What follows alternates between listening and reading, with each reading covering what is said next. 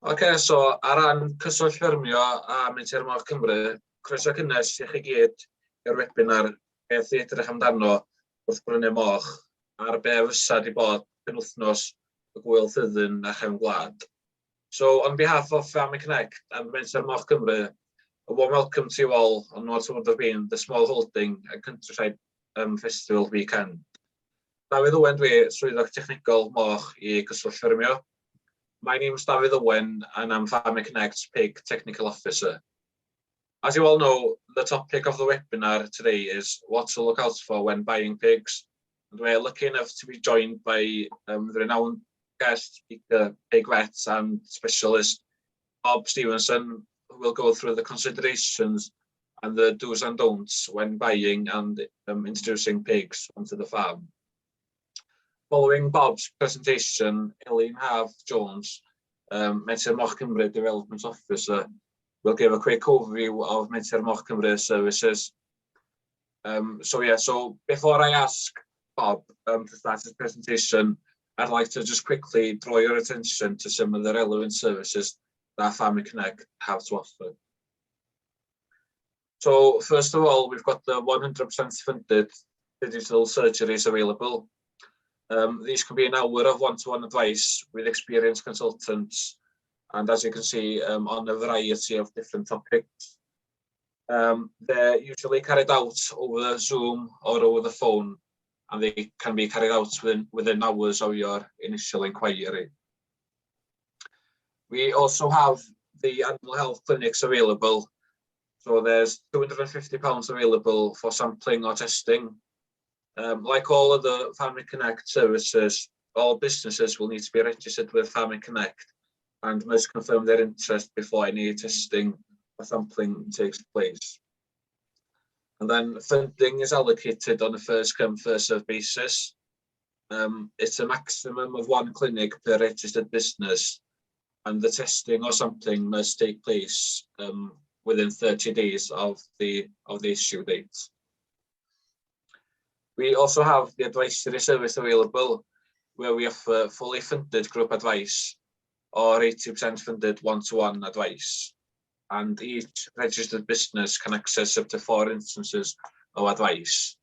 So if you're looking for advice with regards to animal health or nutrition, business planning, or perhaps advice on your infrastructure, and the advisory service would be suitable for your business needs. The skills window has opened again on the 3rd of May and is open until the 25th of June. There's over 70 different courses available, and all the courses are funded by up to 80%. And yeah, 70 different courses available, and they're categorized under business, land, and livestock categories. We also have the mentoring service available, where you can access 15 hours of fully funded advice from experienced farmers, and farmers that have made positive changes on their farms. The 15 hours, as I mentioned, is fully funded, and it doesn't have to be from the same farmer. It can be made up by multiple farmers.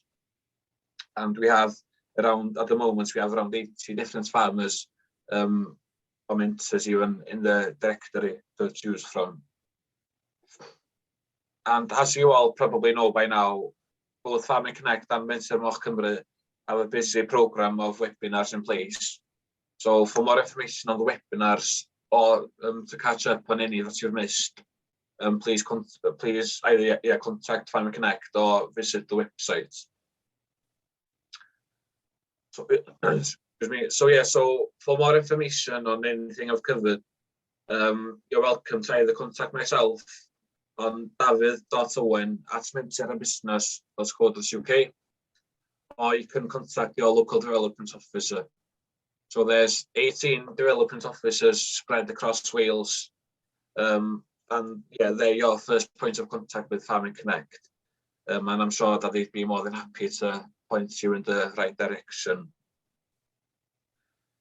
So yeah, you're also welcome to, as I mentioned, to visit our website, or you can contact the service centre on 08 456 00813. Yeah, so that's all from me for now. I'll stop sharing my screen and I'll share Bob's PowerPoint, and then I'll pass over to you, Bob. Okay, Dad, I'll wait to. Yeah. That's it.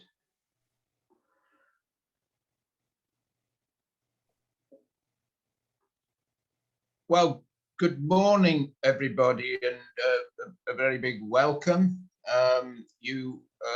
It's very pleasing to be involved in another very, I think, important and timely webinar with Farming Connect and Menter Cymru. My name's Bob Stevenson, and I'm a pig vet of some years, and I'm resident in Wales now.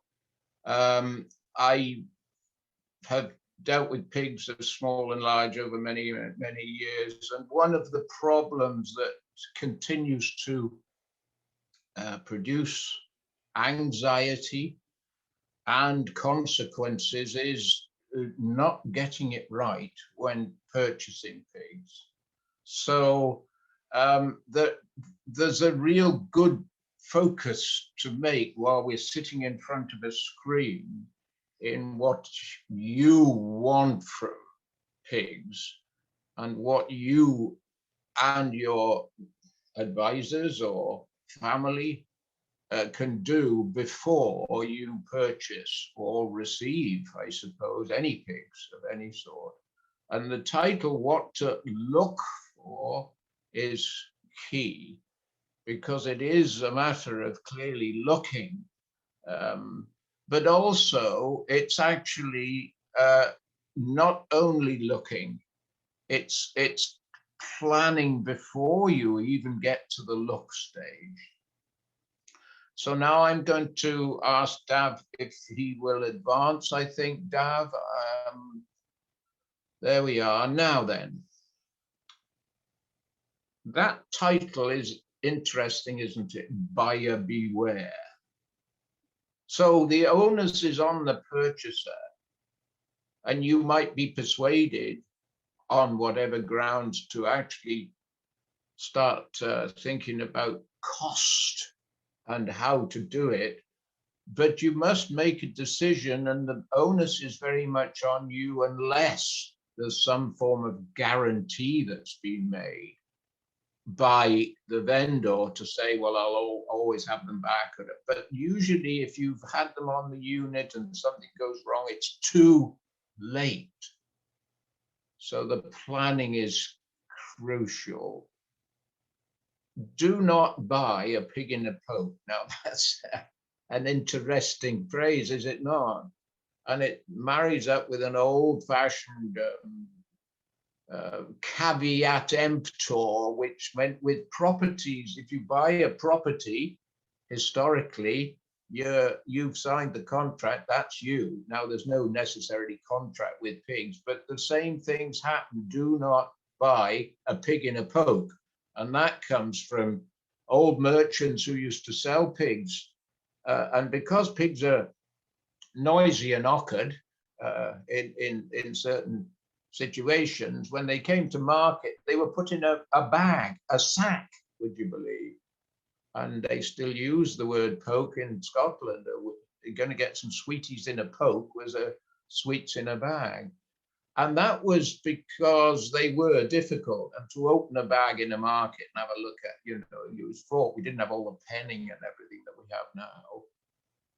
So occasionally a nasty merchant used to put cats in the bag instead of pigs. So you didn't have the chance to look at them because of the problems I've just mentioned. And they would go away home thinking that they've got pigs and they've got cats. Now, the message is clear, isn't it? Buyer beware and know what you're buying, not a cat for a pig. I mean, that wouldn't happen now, but the sayings are still here in history. Do not impulse buy. Don't take the children with you, I would suggest, because there's an factor, isn't it? Oh, Dad, can I have those? Oh, those look good. Oh yeah, so don't buy on impulse. And the key for this slide is, have you actually started planning? Don't go to somewhere thinking you're going to come home with pigs without doing this sort of, do you want weaners to grow and to finish? Or do you want growers, that's the heavier ones, to actually finish because of your circumstances at home and what you're seeking to achieve? What's the plan? Or, and more significantly, are you intending to set up some nice little breeding pigs, or are you going to add more breeding pigs to your already existing herd? Now, if that's the case, there's a whole lot more long-term consequences if you get it wrong. If you get things wrong at the weaner and grower stage, you can probably do reparation work and salvaging work and maybe even clear out and start again because of disease or because of some other factor. But with breeding herd, and you've got your breeding herd, now that's a whole different ballgame. And we'll mention some of these things, the do's and don'ts, as Dav has said, the do's and don'ts as we go through. And do you want particular genetics and type of pig? You know, are you into pedigree and so on? If you are, then it's a different ball game again, and there's genetics and you know, so on, and which breed, and whether there are very rare breeds, the options may be quite narrow. So if we move on from that first slide and think about where we go next, and I've put the subtitle there, buyer beware. Now there's some pigs, and of course they're in pens, and they are very advanced growers stroke finishers. And if you look at those pictures, there may be a buyer beware there because they're in market. If you buy from market, you're taking an additional risk, because they've been nose-to-nose pigs in the nest pen, they've been transported. Ones at market are quite often not the rosiest and healthiest because they're being ditched. My advice generally is be very cautious, especially if it's breeding pigs like that lower picture in a show and sale even, with some warranties probably, but just have your antennae out and say, that's a sort of little minus, shall we say. Perhaps I oughtn't to. Or if I do, perhaps I ought to get more advice and information from the vendor. And that's the next point I want to really cover on the next slide, is what, and before really at this stage, where, just pausing there, looking at that slide, part of your planning will be, what have I got at home? Where are we going to put these? And if I come home with more than I thought, perhaps, having done all your checks, have you done your planning? I'll keep coming back to that. And it links with available courses and things that Farming Connect and Menter Moch are very good at to help you plan and help you identify suitable sites and what pigs could fit in where. But before you even get to the outdoors or mixed in and out on the right-hand lower, or indoors, obviously with the Gloucester old spot and a creep lamp, and you know, indoors, you might think outdoors is equally lovely, can be. The trials and tribulations are different. However, before you get to that stage, you need to start thinking of what information do you rely on from a vendor, and and your questioning here is key.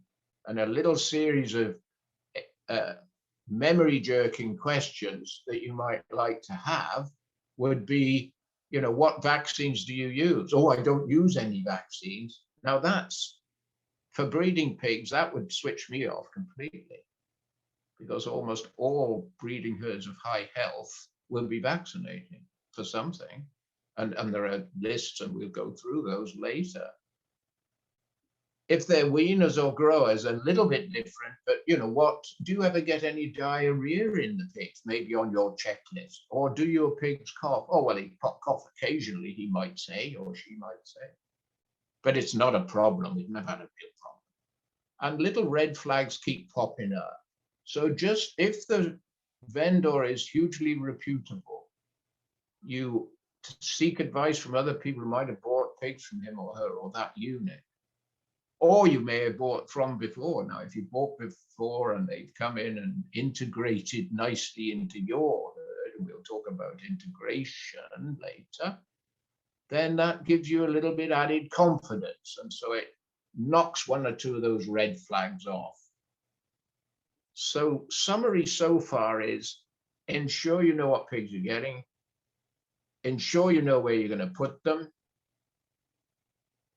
have a list of questions that you want and look the person in the eye. And we'll come to looking pigs in the eye in a minute, but look the person in the eye and ask key questions. Don't be put off and don't be flannelled. And if you like the idea of some pigs that he's got, that may well make you stop listening to his responses. So be suspicious. It's a shame that we have to be, but it is important that you know what health status of the pigs you're coming in. And that may not be, if he says, oh yes, I vaccinate, that's a plus. And then you can go into, well, what he uses. So with those little things in mind about planning and questioning of the vendor, initial contact, what's he got, where's he got, what does he do, etc., we'll move on to the next slide. Okay, this is on slide by slide points that will come up in a list that are quite useful, but the signs on the left hand side would, before any more of the stab points come up, if you look at those for a minute, all those pigs are a no-no. Nice looking pigs initially. But that pig on the top has blue ear disease, that's PPRS. And that's why it was called blue ear. In fact, it's not the main symptom now, but it initially showed little bits of blue ears you can see on that ear there. That grower scour could easily be put down as, oh yes, well, they overate, or yeah, I have a tiny bit of that. It's not a problem. If you look at that Berkshire pig there, it's tucked up. There's a hollow, and you can see the dribble going from his anus down over his scrotum. Now that would be a real switch on. Little bit more investigative, you might say, and there's a message in the bottom picture. Though that pig that's on the left-hand side with the prick ears, a large white type, has got mycoplasma arthritis. And if you look at the posture of that pig, with the right hind leg, you will notice that it's actually too straight. And if you go and disturb that pig, which you must do if you're selecting by eye and by all the other senses you have, you need to see that pig get up. Don't chivvy him too much, just watch him. So going back to the stab points, do not select individuals or groups of weaners and growers that are not a good weight for age, so you have to know what age they are. And the vendor may be in a bit of a flak about that. You need to know though. Oh, I can't quite remember. Oh, they're not that old. Now he should have that information. Hollow, empty, tucked up, as that Berkshire is in the middle, look. And then the next one says the stiff or difficulty in getting up, or obviously lame. Oh, it's only a bit of lameness. He hasn't had that long. It's just a bit of lameness. You know, that's nothing to worry about. Red flag. Dull, not curious. You know how pigs are. They're great. They're lovely. Love them. Alert and vocal and inquisitive. Yes or no. The ones at the back, if you're looking at a group, if he's got 2 or 3 that are definitely lying down, still couldn't care who's in the pen, that's an alert for the whole group, not just those at the back. It may be an alert to be careful for the whole group. And the next one, coughing or, oh, it's just a bit of a cough. Or say, oh, I put some fresh straw in and they're sneezing. don't be put off. It may be the right explanation, but don't be put off that. And the next, yeah, self-descriptive. Don't go anywhere near pigs that have got diarrhea, because the pigs' diseases are focused on on the gut and the lungs. That's the most common diseases. And if you've got any hint that something's going on inside, don't go there. And clearly the pen walls, always look at the pen walls and the pen floor when you get in. That tells a whole lot before the pigs start dancing around if they're in a group and destroying the evidence. I'm a vet, remember, I look for evidence everywhere. Okay. And the next one, if they're very pale, that one at the top is pink enough. The ones at the bottom, different camera angle, different shot, probably okay. But pale skins, very pale skins, avoid. Even in the white breeds, of course. Okay. And these skin lesions, scabby or purple skin discoloration is a no-no. Scabby skins almost always, especially associated with itch, will mean mange. And you don't want mange and scratching. So those are the things to bear in mind before you go, to have in your mind, and then you're starting to get, we're starting now to get pretty close to looking at the pigs, aren't we? Okay, so we move on.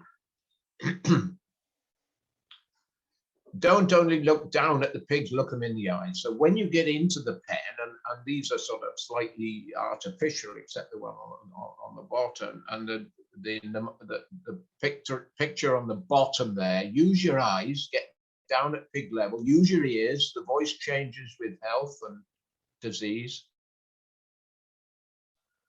By all means, touch them if you need to for bumps, scabs, scratching, and if you scratch a pig around the back of the ear and it starts lifting its hind leg, it's probably got mange, these sort of things.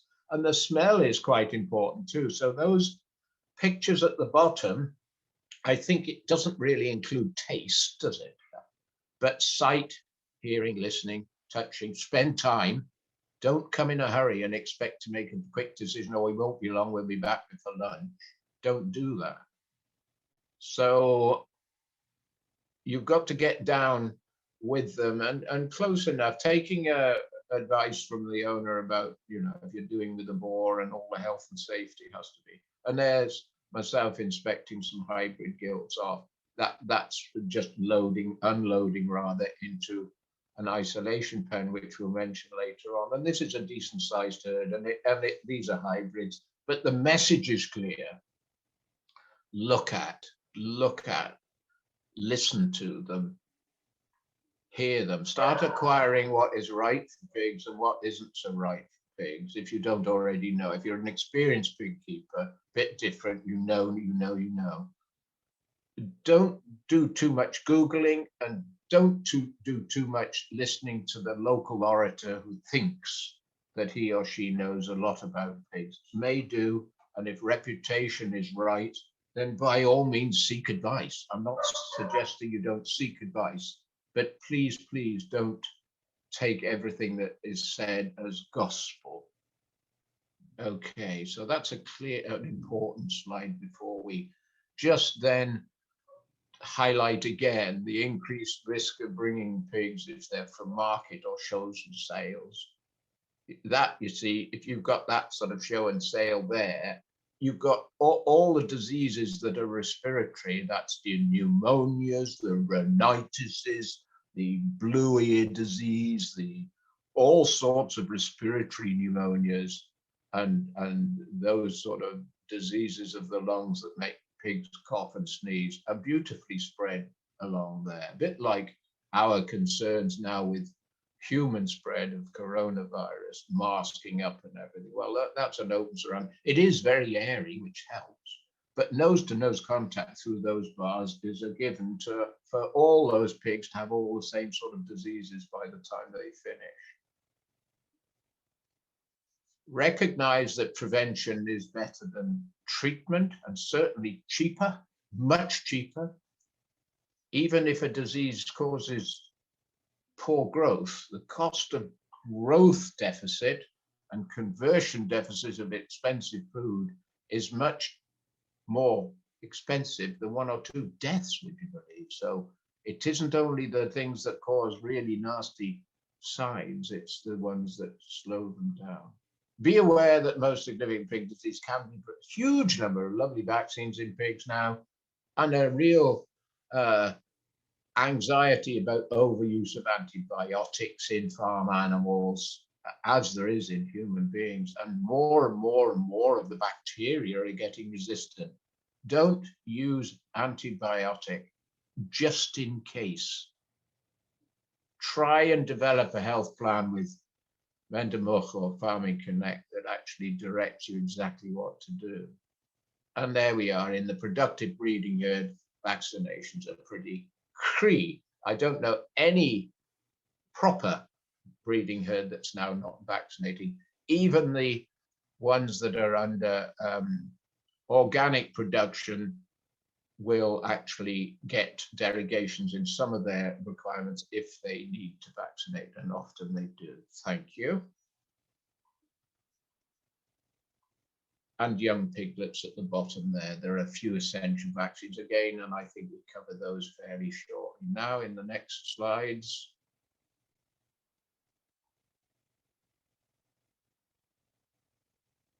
And that is just to remind you, and you will know, I suspect, these are infections that live with pretty well every single pig herd in the country. You will have erysipelas hiding if it's not showing yet. You will have worms, ascarids, particularly in the young growing pigs. Almost all units are infested with those little mites that are in the yellow picture, creepy crawlies under a microscope. You can't see them, but my goodness, if anyone's ever had mange themselves, then you will know how itchy it is. Different species, but you can actually catch mange from pigs. I've actually caught mange from pigs from living for one night in a hut with some infested pigs when it was inclement weather, and I decided to camp down with them, and I went home with mange. That was nice, wasn't it? This is parvovirus on the bottom, an aborted litter, mummified pigs, etc. And the picture on the right is normal lungs at the top, those pink ones at the top. And at the bottom, you can see that there's a high focus on a rather purple looking piece of the lung, which is pneumonia. That's the coughing pig. So any pigs generally that are coughing, they are restless, they don't eat well, and they lose growth, they lose performance, and before very long, vaccination would be much cheaper than the loss of production. That's enzootic pneumonia, that is, that's the standard pneumonia, the soft cough, when you move them particularly, and then it may increase with bad weather, and you need to consider vaccination. So if you go to the sort of pictures, that's diamond disease up on the top there, the little red diamond you can see. Doesn't always show colors, and you can usually feel bumps before you actually see the color. That's erysipelas, but erysipelas causes huge problems, not just on the skin, that's incidental. It's the heart damage, it's the abortions, it's the arthritis. Huge number of sows develop erysipelas arthritis and become cronky. And people say, oh, it must have caught itself or damaged itself. It's often erysipelas. The milk spot livers goes with the worms there. You can see the worms on the top right and the spots in the liver on the top, on the upper right. And those are condemned at the butchers. Loss of good saleable meat, needs a worming program. On the left, there's good mange control. On the bottom left, that parvovirus vaccination sorts it straight away. And on the pneumonia side, vaccination. So if we go to the left of this, the words, take measures. Erysipelas, mange, worms, pneumonia, and parvovirus. That's a big take-home message. Always bring those up in conversation. And if you're lucky enough not to have visible signs tomorrow is another day. The weather changes and you suddenly start pigs find they're coughing. It's because something has stirred up the pneumonia bugs, perhaps. Or if it's very hot or they're lying in the muck because it's very hot, then that'll be an invitation to mange to get activated. So here we go on to the next slide with those in muck, with that sort of homebred diseases, if you like to call them that. Now, I've mentioned the importance of vaccination as opposed to treatment. Treatment and, you know, rushing into the suppliers of antibiotic or other anti-wormers and things because you've seen evidence is behind the curve. And if people say, well, I don't vaccinate, I don't have to vaccinate, almost as if it's a brag. But I go in and get my things from the vet if I get any illness. So that seems to be what they almost aim for. But in young pigs, that's the growing pigs, that's weaners bought at, let's say, 30 kilos. Don't buy anything in, I wouldn't suggest you buy anything at under 30 kilos, because all the ones that are crinks and everything, excuse the expression, the runts, whatever we like to call them, are probably gone elsewhere or died. And you get them in market, then if you're buying weaners from market, you've got to vaccinate. If that's the only source, because if you don't, you get that picture on the right, wasting disease, where you've got some good pigs and some wretched pigs, and they may be all different ages, but that's a poor pig there, pinched up, hollow, backbone showing, compared to the well-fleshed Welsh pig on the right. So that's likely to be wasting disease, and I put it there as for protection of young pigs. Consider strongly one of the pneumonia vaccines. They can be given in young pigs as young as one week old. And this ongoing real problem in the UK and other countries called PMWS, which, well, I won't go into what it stands for a bit, but it just means that pigs waste. And whatever you do, there's no treatment, no nothing, they waste and become hairy, and you wonder what the heck you're going to do with them. And they gradually start dying off anyway, unless you take them the correct decision often to clear them out. And when you're vaccinating, that we did up there, and that's a Harper Adams with the Menter Moch, a program that we had, then you vaccinate in the correct position. Don't even remotely think of picking up a vaccine unless you know exactly what it's for, what it's storage for, what the keeping qualities are, how quick you must use it. Vaccines are so sensitive, they're so fragile. If you keep them wrong, they're a waste of time and you spend a lot of money, and you'll complain about the cost. And it didn't work. Well, it didn't work because you didn't give it properly. So take some information and some training about exactly how to do it. You don't expect the vet to come out and do it, much too expensive. So you get it with advice, and then you administer it properly. Go on a course. That's intramuscular, 2 fingers behind the base of the ear, way into the top of the muscle. And people, lumps on pigs are all over the place because of bad vaccination technique.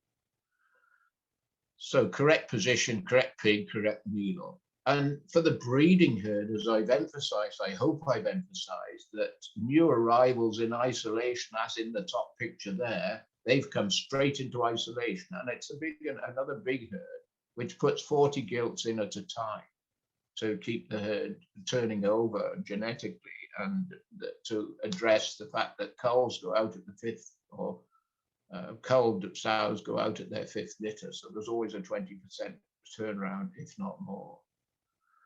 And those then are vaccinated there as part of the integration, which I'll mention towards the final slide. So this is coming towards the end now, and the final slide is isolation and integration. Having thought about which vaccines to use in your breeding herd, take advice from your vet, of course.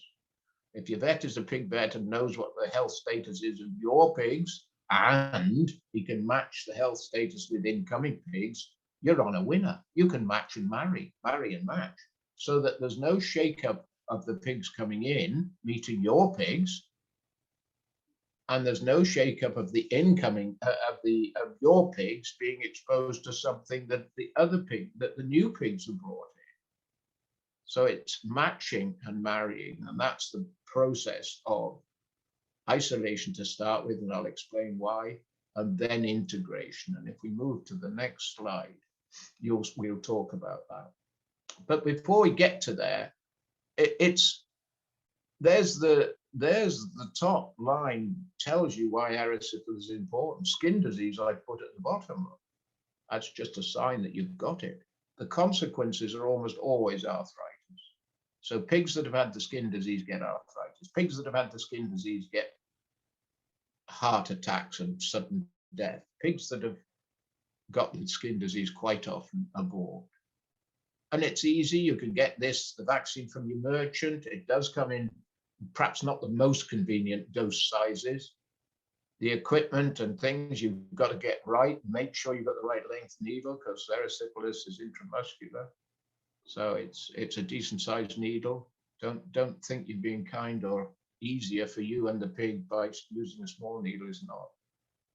And there's the program, and the package insert gives you everything. And then you boost. If it's a breeding herd, you boost every year, and boost boars every 6 months. Boars are particularly prone to arthritis of the limbs because they're working on their hind limbs, and they put a lot of stress, and they're very heavy, so they're very prone to erysipelas arthritis.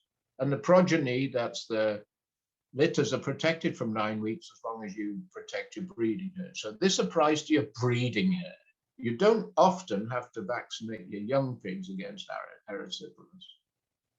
So that actually is just an example of the sort of thing, and a lot of vaccines now are available from the merchant, and your medicines advisor at the merchant will give you all the details, remind you of the side effects and what equipment to use, and do you have it, and so on and so forth. Obviously, it's a sales pitch there, but it's a sales pitch based on the need. So that's an example of a vaccine, and all the others, that whether it's wasting disease or parvovirus or Glasses disease or pneumonia or whatever vaccine you're starting to think of, leptospirosis, then there is that form of information which you must follow. If you think, oh, I'll give it a bit more, then you're just being silly, because vaccines are not weight dependent, they're dose dependent. So you give the same dose to whether it's a big 400 kilogram boar or a 6 kilogram piglet. Okay, right, and the next. Yeah, that's a repeat really for the, really it's a repeat of the first slide, just emphasizing. We can go on again. And sows, what worming, you want to know, this is what to look for when you're purchasing pigs. So when you're actually gleaning, is a nice word I often use, is ferreting about and looking for all the information. When you're gleaning information from the vendor, make sure he's got a worming program. If the weaners haven't been wormed, and you can be sure of that, absolutely sure of that, if they haven't been wormed, if he's proud of the fact that he's wormed these pigs already, ask him what with. Because there are only certain things that are any good against, for instance, that, and you won't be able to see it on that left-hand slide, but that's a terrible infestation of trichuris as a whipworm, and it actually kills. It produces bloody scar and kills, and only certain wormers will work against that. We don't have the resistance problems that sheep, goats, and cattle have, and horses even. Pigs are a pretty clear of resistant worms to the antibiotic, to the wormers, I should say, of course. No, by the way, no wormer porons will work in pigs. So don't think you can get away by using a cattle poron for pigs. It doesn't work. But for either lice or mange in pigs, or for internal parasites, porons don't work in pigs. The skin and the hair and everything is so different, it doesn't absorb.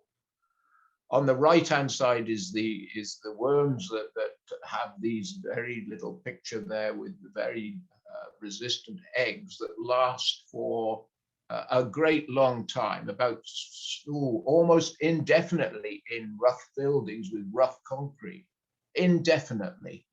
Outside in pasture, 5 years. So if you've got pasture that is continuously used because you're a small unit, your unit will be ascarid sick.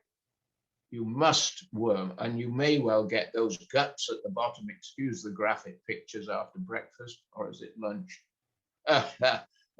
Those graphic pictures with that spaghetti looking material in the intestines is a very heavy infestation of ascarid worms, which just decimates the pig, and they end up just really not being, you're just feeding the worms, not the pig. They don't grow. So you need a program that actually addresses the ascarid worms and asks the vendor what he uses, when he used it. Because if he says, oh, I never have to worm my pigs, then you make sure you worm them as part of the integration program. And you, if he doesn't vaccinate them, you vaccinate them because you know you must. Because if you don't, you've had consequences in the past, or you will do. You know, take my word for it. It'll happen sooner or later. If you haven't had the problem already, it will happen. I'm sorry to say, unless you've got a very, very, very small system where the pigs aren't close together and you've only got 2 or 3 or half a dozen perhaps. Okay, Dan. So we can, the final couple of slides, 2 essential biosecurity actions. And we've seen the photographs before. That would be a great isolation place, the top one, and the bottom one for a bigger farm. Looks mucky, doesn't it? But it's appropriate. There's a lot of pigs in there and they've made a mess there. That pig's not well. And it's in isolation. Thank goodness it's in isolation, because it raised the question. That pig at the back under the concrete wall by the portaloo, the rest are up and rooting about. But that you always, please remember, always spy on your pigs. Don't be in a hurry. Don't go in with a bucket. They're all charged about and you can't see them. Don't go in with a bucket. Don't make a noise. Spy on them. Creep in different times of the day. Because if they know it's feeding time, you won't catch the early signs, especially in quarantine. How long for quarantine? 3 weeks. Because most diseases these guys may bring in, the ones on the bottom right, will show themselves because you've moved them from a different farm, you put them in your place, the food's different, circumstances are different, and they will then show what they're carrying. What are they carrying? The healthy carrier that seeks to deceive you. It's not the right expression, but you know what I mean. So you put them there to wait for the incubation period of most diseases, which will then actually make them show whatever they're carrying. Gives you confidence before you then go to the next stage of integration, which that top pen would also do for. Before you mix them with your own pigs, don't risk it yet. Now with breeding pigs, that means you've got to have a good plan, isn't it? Because you've got 3 weeks in the bottom, and if we use the top one as integration, and I'll tell you what that means, then you've got probably another 3 weeks. So for breeding pigs, you need to buy your breeding animals in 6 weeks before you need to breed them if they're gilts. Or a young boar, don't go to buy a young boar expecting him to work in a week or so. He may do, and chances are he'll start coughing. And that's because he hasn't been vaccinated, or you don't vaccinate. He'll start coughing and then he won't work very well. And then there'll be a complaint back to the vendor and he'll say, well, I never have any problem. So let's just look at 1 and 2. Where? Well, it can be out in another paddock. It doesn't need to be precious. It's not a hospital pen. It's a quarantine area away from other pigs. And you've got to be careful about your own hygiene when you go from, if you're going from your own pigs back in, and that breaks the seal, doesn't it? So you need another overalls, you need another pair of wellies, another overalls there somewhere, just to slip on a foot bath, so that you don't carry dust and stuff from your own pigs back in. Otherwise, there's no point in really putting them in isolation. There is still a point, but it starts breaking the barrier. Why do you do it? We've explained that to let them have time to develop the diseases they're carrying. For how long? I've mentioned 3 weeks, and stop persons' observations. Don't just go in and say, well, they're in isolation, so everything's all right. The purpose of isolation is for you to look at them. So use your eyes, your ears, your sense of smell, your hearing, and actually take time. And if you can do that at least daily, and then you can start gaining confidence that they've not brought anything in. And then integration, that key part of marrying your herd, your pigs with incoming pigs. And you need to know, what health status is. So have they got an animal health plan, or gain the information about what diseases they have on the farm by whatever method. What vaccines do they use? For how long in integration? Well, it needs to be probably until you've vaccinated them or tested them if you're worried about disease coming in because you've had a terrible hit previously and you want to be sure that the new pigs coming in aren't carrying the ear disease. If you send samples, blood or other things, or feces for something, swine dysentery, say, then you need to actually have another 3 weeks. So for breeding pigs, 6 weeks. For growing pigs, you don't need this regimented program. You can certainly keep them separate, maybe with just a pen between the existing pigs, while a pen is being rested perhaps in the middle, and another pen that will take the incoming pigs. That's almost good enough for growing pigs. It's not really good enough. It should be in a separate building or a paddock if you're outdoors. Paddocks are fine for isolation as long as pigs can't have nose-to-nose contact across an electric fence or tape or wire. There's further advice on that, there's further training on that, and I can't in a relatively short webinar to actually go into all the ifs and buts. But there's behind those, number one and number two is one of the big keys to whether you will be a successful pig farmer or not in terms of disease. Don't use the price of pigs really until the end of the negotiating period. Check out what you want, then talk about price. Don't say, well, they're cheap and cheerful, I'll have them because, well, if a couple of them die, it doesn't matter. Oh, yes, it does, if you've got already existing. And it's not a good approach anyway for the pigs. Okay. Thank you. We'll have the next slide. And thank you all very much for listening, I hope, and looking. If there is further information, then you'll get it from Farming Connect with all the great things that you had earlier on, and from Menter, which you'll hear from. Thank you. Okay, great. Diolch yn fawr iawn i chi, Bob. Thanks, Bob. Really, yeah, an excellent presentation and some really useful tips and pointers there. So thanks for taking your time to join us today. Diolch yn fawr iawn, Bob. So now I'll stop sharing my screen and I'll ask Eileen Haf from Menter Moch to start sharing her screen, and Eileen will give a quick update now of the relevant services that Menter Moch have to offer. So, diolch yn fawr, Eileen. Yeah, absolutely. Thank you very much, David. Can I see my screen? Yeah, mae weld yn iawn. Yeah, just a brief introduction of what Menter Moch Cymru has available. So, as you may already know, we have events and webinars running monthly, and these recordings are available on our resource hub on a range of different topics. Therefore, head over to our resource hub to have a listen on these in your own time. Also, we have a range of fact sheets and technical articles written by specialists, again, on a wide range of different topics. Therefore, any more information, head over to our resource hub. We also have herd health planning support for producers in Wales. You are eligible farmers can apply to receive 80% of the cost of the veterinary health plan. And of course, this is to improve herd health, disease control and pig welfare. Therefore, very important for the herd of your health, and as Bob previously mentioned, very important that you know the herd health status of the pigs before buying them in. We also have free signs. You're welcome to email us to order your free signs on don't feed the pigs or please use foot dip before proceeding.